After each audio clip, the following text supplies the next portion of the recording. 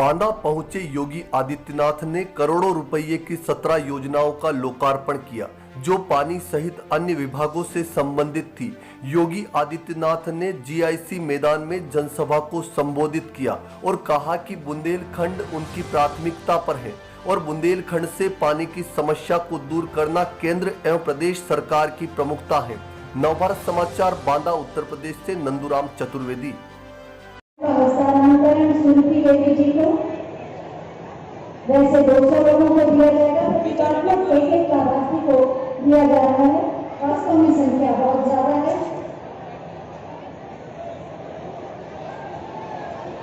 Bill collection और meter reading के लिए पीओएस धरती पर उतर रही है। कल हमने बंडई बांध परियोजना को लोकार्पित किया और उसके बाद जब मैं झांसी में आया तो 1800 करोड़ रुपए की परियोजनाओं को हमने बुंदेलखंड के अंदर झांसी मंडल की जनता को समर्पित किया। 1800 करोड़ रुपए की योजनाओं का लोकार्पण और शिलान्यास का कार्यक्रम संपन्न हुआ और आज प्रातः काल में पहले और वैक्सीन लगने के 28 दिन के बाद फिर से एक वैक्सीन और लगाना पड़ेगा। 2 वैक्सीन लग जाएंगे तो उसके 10 से 12 दिन के अंदर, 12 से 15 दिन के अंदर आपकी बॉडी कोरोना से लड़ने के लिए पूरी तरह सक्षम होगी। तब कोरोना आपका बाल बाका नहीं कर पाएगा और जब तक ये सावधानी है तब तक 2 गज की दूरी और मास्क जरूरी का। बुंदेलखंड एक्सप्रेस वे भी बन रहा है। ये बुंदेलखंड एक्सप्रेस वे जो बांदा से होकर नहीं जा रहा है, यानी बुंदेलखंड एक्सप्रेस वे का मतलब अब बांदा में आप बैठिए 5 से 6 घंटे के अंदर दिल्ली आप पहुंच जाएंगे। यानी आपकी राह को आसान कर दिया, आपके विकास को आसान कर दिया। बुंदेलखंड से अब विकास की संभावनाएं आगे बढ़ रही हैं। डिफेंस कॉरिडोर बुंदेलखंड में बन रहा है। इससे पहले होता क्या था, यहां की वन्य संपदा को और यहां के प्राकृतिक संसाधन को लूट खसोट होकर के लोग अपने घरों को तो भरते थे, लेकिन बुंदेलखंड अपने आप को ठगा हुआ महसूस करता था। अब तो भाइयों बहनों, यहाँ की जवानी देश की सीमाओं की रक्षा करने के लिए अपने आप को समर्पित करती है और अब मैं कह सकता हूं कि यहाँ का जवानी सीमाओं की रक्षा के लिए नहीं जाएगा। बुंदेलखंड की तोप और बुंदेलखंड का फाइटर विमान भी भारत की सीमाओं पर जाकर के देश की सीमाओं की रक्षा करके दुश्मन के साथ ठंडा करने का काम करेगा। एक डिफेंस कॉरिडोर का केंद्र बिंदु भी बुंदेलखंड बन रहा है। चित्रकूट से लेकर के झांसी तक हम लोग एक लाइन से डिफेंस कॉरिडोर से जुड़े हुए डिफेंस मैन्युफैक्चरिंग यूनिट लगाएंगे और उस पर युद्ध स्तर पर कार्य करना प्रारंभ हो चुका है। पहले सड़क के लिए हम मोहताज होते थे, अब तो हाईवे भी बन रहे हैं, बड़ी बड़ी सड़कें बन रही है, सड़कों का चौड़ीकरण सुदृढ़ीकरण का कार्य हो रहा है, ब्रिजेज बन रहे हैं, एक्सप्रेस वे भी बन रहे हैं और इसके साथ ही बुंदेलखंड में 2 नए एयरपोर्ट हम दे रहे हैं। चित्रकूट से भी वायु सेवा प्रारंभ होने जा रही है और भाइयों बहनों, झांसी ललितपुर से भी हम वायु सेवा प्रारंभ करने जा रहे हैं। अब बुंदेलखंड, हमारा बुंदेलखंड अब धरती का स्वर्ग बनेगा और धरती का स्वर्ग बनकर के दुनिया को कहेगा कि देखो विकास कैसे होता है। इस संभावना यहां पर थी। बुंदेलखंड को मैं कोटि नमन करते हुए आप सबका हृदय से अभिनंदन करता हूं। आपको कल महाशिवरात्रि है, महाशिवरात्रि की हृदय से बधाई देता हूं। शिव मंगल के देवता हैं, कल्याण के देवता हैं। भगवान शिव की कृपा आप सब पर बरसती रहे। प्रभु राम का आशीर्वाद और भगवान कामतानाथ की कृपा आप सब पर बनी रहे।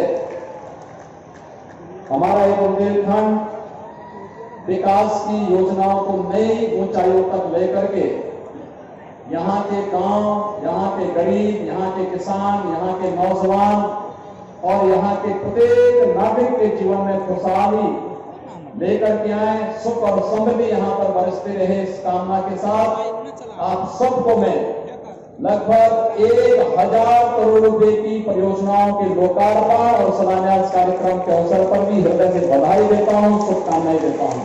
परियोजनाएं जिंदाबाद।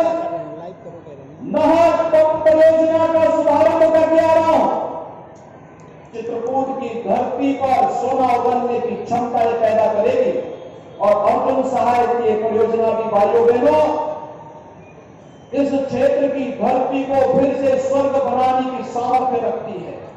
यहाँ का किसान और यहाँ का नौजवान अपना पसीना बहाता था, मेहनत करता था, लेकिन उसके हाथों में कुछ नहीं आता था। सरकार फसल नहीं खरीदती थी, लोग परेशान होते थे, विकास की योजनाएं नहीं आ पाती थी। आज तो 1000 करोड़ रुपए की परियोजनाओं का लोकार्पण और शिलान्यास एक साथ हो रहा है। आप सोचिए 2 दिन के अंदर 3000 करोड़ रुपए की परियोजनाएं हम बुंदेलखंड को दे रहे हैं। और भाइयों बहनों, बुंदेलखंड विकसित होगा क्यों नहीं? अच्छे लोगों को चुन करके भेजेंगे तो अच्छे लोग अच्छा कार्य करेंगे। आज बुंदेलखंड में पर्यटन विकास की संभावनाएं भी आगे बढ़ रही है। आज बुंदेलखंड के अंदर पास किया होगा, जिसने पॉलिटेक्निक पास किया है उन्हें भी कहीं कोई सुपरवाइजर के रूप में, कहीं मैनेजर के रूप में, कहीं इंजीनियर के रूप में, और जिसने ITI पास किया है प्लम्बरिंग की ट्रेनिंग चला करके गांव-गांव में प्लम्बर के रूप में उनको तैनाती करने की अभी से ट्रेनिंग की व्यवस्था की जाए, जिससे बुंदेलखंड का नौजवान बुंदेलखंड में रोजगार प्राप्त कर सके, हर घर के प्यास को बुझा सके। ये कार्य हमें करना होगा और इसी कार्यक्रम को ध्यान में रख करके आज हम सब आपके बीच में यहां पर उपस्थित हुए हैं। भाइयों बहनों, मैं एक बार फिर से भक्ति और शक्ति की अपनी इस भूमि बुंदेलखंड को कोटि कोटि नमन करता हूं। कल महाशिवरात्रि है, महाशिवरात्रि की बधाई आप सबको देता हूं और होली भी आने वाली है।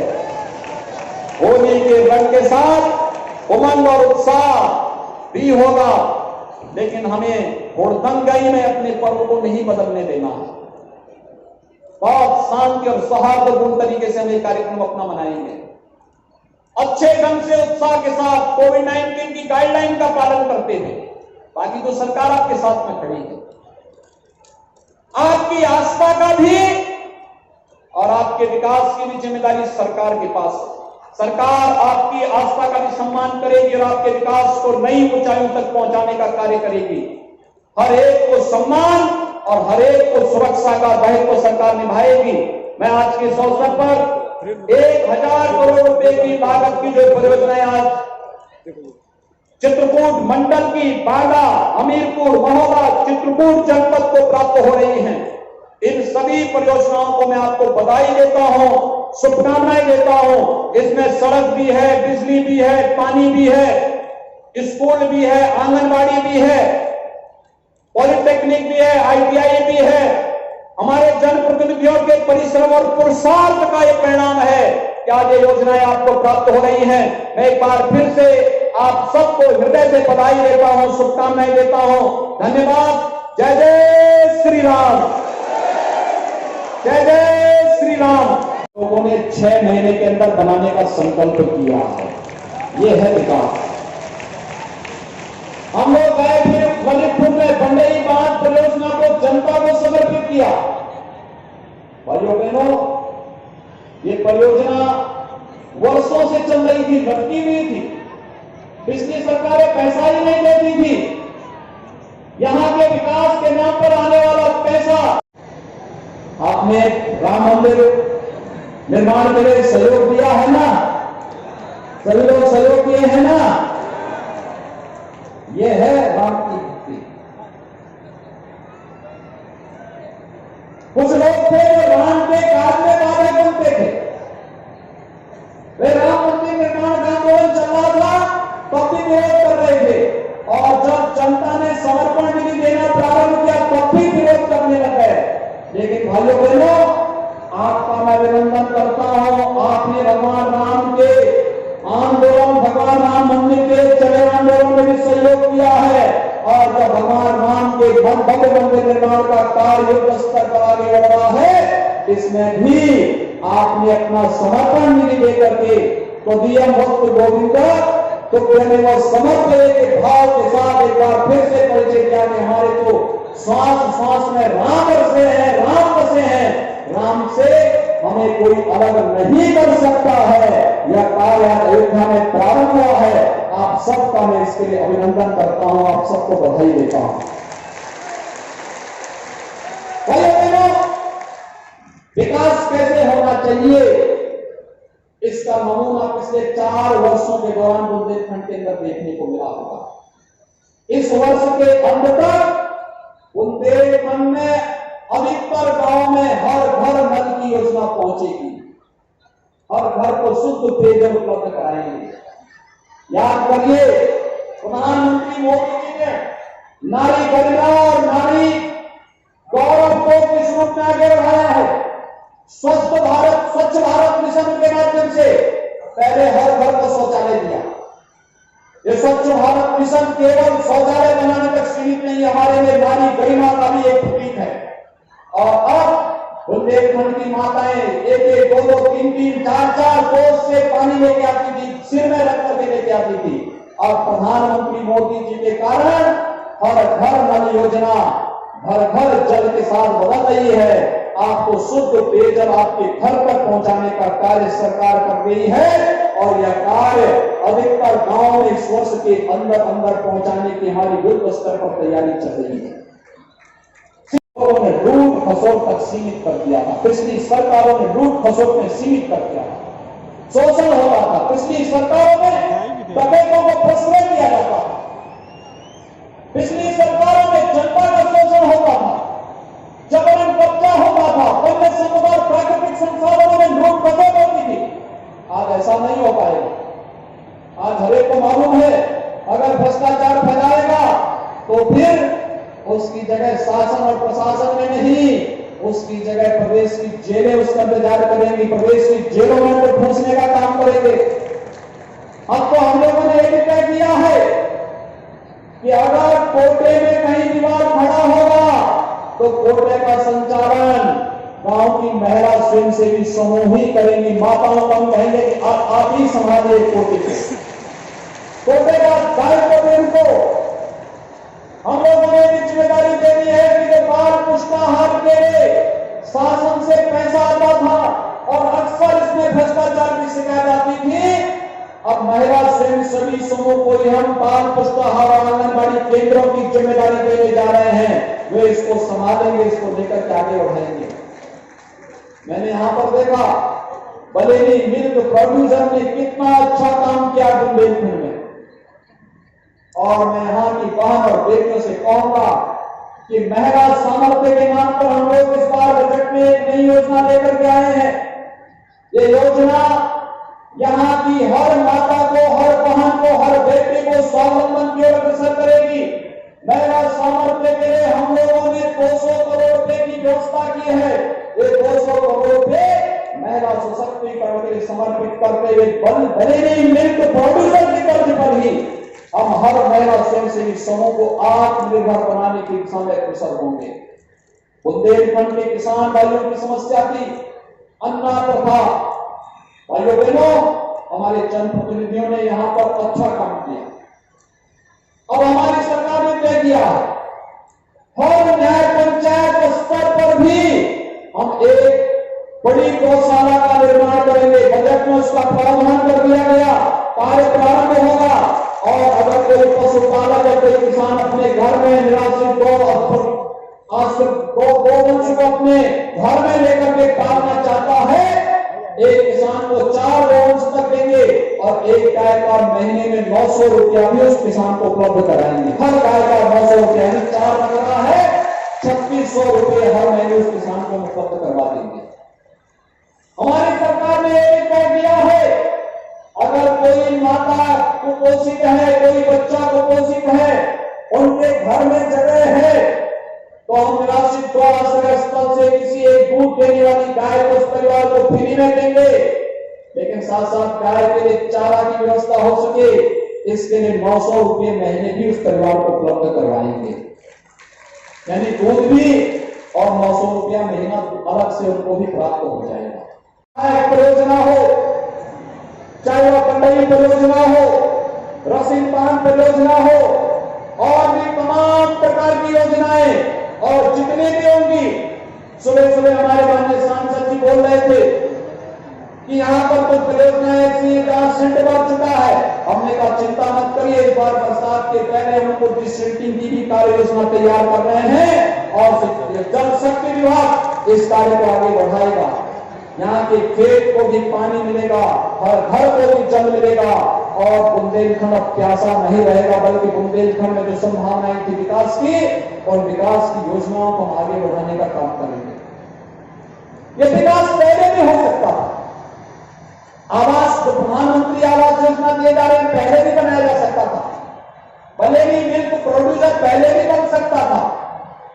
सिंचाई की योजनाओं को समयबद्ध ढंग से आगे बढ़ाया जा सकता था। डकैतों का भी सफाया पहले भी हो सकता था। लेकिन जब विकास की सोच हो तब ना, जब विकास को जाति के नाम पर, क्षेत्र के नाम पर, भाषा के नाम पर, तमाम अनुवादों के आधार पर बांट करके सामाजिक ताने बाने को छिन्न भिन्न कर दिया जाएगा तो भाइयों बहनों विकास नहीं हो पाएगा। विकास में बाधक है ये सब जातिवाद, क्षेत्रवाद, भाषावाद, मत और मजहब के नाम पर विभाजन, ये विकास के सबसे बड़े बाधक हैं। और विकास के इन बाधकों को दूर करने के लिए ही प्रधानमंत्री मोदी जी ने कहा सबका साथ सबका विकास, और जब योजनाएं उनके घरों तक पहुंची तो उनको कहा सबका विश्वास नहीं। जो योजनाएं बुंदेलखंड में लागू हुई हैं, इन योजनाओं के माध्यम से हम कह सकते हैं कि भाइयों बहनों आने वाले समय में बुंदेलखंड के नौजवानों को रोजी रोजगार के लिए बुंदेलखंड से पलायन नहीं करना पड़ेगा। बुंदेलखंड की धरती सबसे पहले सोना उगलने का काम करेगी, कृषि के क्षेत्र में आत्मनिर्भरता के लक्ष्य को प्राप्त करेगी। एफपीओ के गठन की कार्रवाई चल रही है। युद्ध स्तर पर जो लोग आज किसानों के कंधों पर बंदूक रख करके गुमराह करने का कार्य कर रहे हैं, उनको अपने यहां जिन्हें किसान सम्मान निधि आ रहा है वो अपने मैसेज करके भेजें कि प्रधानमंत्री मोदी जी के कारण किसान सम्मान निधि उन्हें प्राप्त हुआ है। प्रधानमंत्री किसान सम्मान निधि का लाभ जिन्हें प्राप्त हुआ है उसके माध्यम से बना करके भेजें ये प्रधानमंत्री मोदी जी के कारण मिला है। जिन क्षेत्रों में पेयजल की स्कीम आ रही है वे लोग भी भेजें, और जिन क्षेत्रों में सिंचाई की परियोजनाएं पूरी हो रही हैं वे लोग भी उसका चित्र लगा करके भेजें उन लोगों को पास जो लोग मोदी जी की सरकार पर तमाम प्रकार के आरोप लगाने का कार्य कर रहे हैं। हम सब जानते हैं अगर किसान की खेती की मृदा परीक्षण का कार्य प्रारंभ हुआ है मोदी जी के कारण, अगर किसान के प्रधानमंत्री फसल बीमा का योजना का लाभ मिल रहा है तो मोदी जी के कारण, ये सिंचाई की परियोजनाएं आपके खेत तक पानी पहुंचा रही है तो मोदी जी के कारण, हर किसान और हर गांव में शुद्ध पेयजल उपलब्ध हो रहा है तो मोदी जी के कारण। और यही नहीं भाइयों बहनों, अगर न्यूनतम समर्थन मूल्य आपको प्राप्त हो रहा है और लागत का 1.5 गुना प्राप्त हो रहा है तो यह मोदी जी के कारण ही आपको प्राप्त हो रहा है। पिछली सरकारें तो सारा पैसा डकार जाती थी, मोदी जी ने कहा नहीं ये पैसा मिलना चाहिए और डीबीटी के माध्यम से किसानों के खाते में पैसा जाना चाहिए। आज कार्य इस रूप में